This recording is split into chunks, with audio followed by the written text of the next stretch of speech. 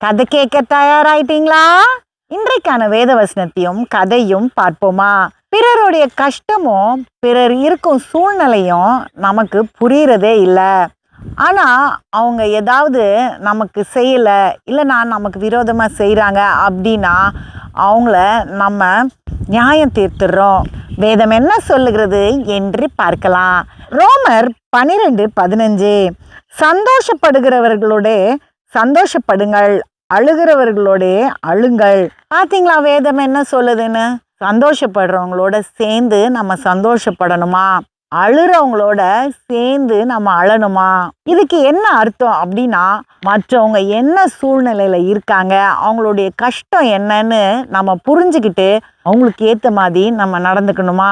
ஒரு முறை ஒரு சிட்டுக்குருவி காட்டில் ஒரு மரத்துக்கிட்ட போய், உன் கிளைகளில் நான் கூடு கட்ட போகிறேன் அப்படின்னு சொல்லிச்சான்.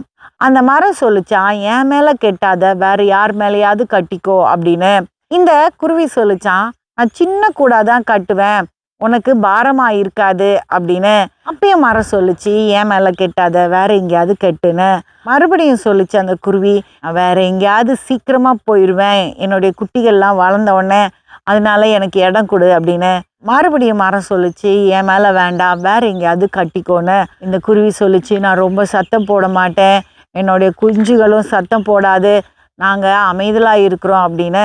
மறுபடியும் அந்த மரம் முடியாதுன்னு சொல்லிடுச்சு. பக்கத்தில் இருந்த ஒரு சின்ன மரத்து மேலே இந்த குருவி கூட கட்டுச்சு. கொஞ்ச நாள்ல அதிகமாக மழை பெய்து ஆறுல வெள்ளம் அதிகமாக ஓட ஆரம்பிச்சது. வெள்ளம் வேகமாக வந்ததுனால இந்த மரம் வேரோட சாஞ்சி ஆற்றுல மிதந்து போக ஆரம்பிச்சுது. இந்த மரம் தண்ணியில் மிதந்து போயிட்டே இருக்கும்போது இந்த சிட்டுக்குருவி போய் அதுகிட்ட பேசிச்சு, எனக்கு இடம் கொடுக்க மாட்டேன்னு சொன்னல, உனக்கு நல்லா வேணும் அப்படின்னு. அப்போ அந்த மரம் சொல்லிச்சு, நீ என்னுடைய கிளையில உட்காரணும் அப்படின்னு சொல்லும் போது என்னுடைய வேர்களில் பூச்சி அரிக்கிறத நான் உணர்ந்தேன். அது மட்டும் இல்லாமல் நிறைய கரையான் என்னுடைய வேர் தண்டுகளை அரிச்சிட்டு இருந்தது. நான் உயரமா இருந்ததுனால உடனே ஆற்ற பார்த்தேன், கூடிய சீக்கிரம் வெள்ளம் வரும் அப்படின்றது எனக்கு புரிஞ்சுது. நீ என் மேலே கூடு கட்டி நான் இப்படி வெள்ளத்தில் அடிச்சுட்டு போகும்போது உன்னுடைய குடும்பத்தோட நீ கஷ்டப்படக்கூடாது அப்படின்றதுனால தான் நான் உன்னை அனுமதிக்கல அப்படின்னு சொல்லிச்சு. இந்த குருவிக்கு ரொம்ப கவலையாயிடுச்சு. ஐயோ, அந்த மரத்துடைய கஷ்டம் தெரியாம நம்ம அதை காயப்படுத்திட்டோமே அப்படின்னு.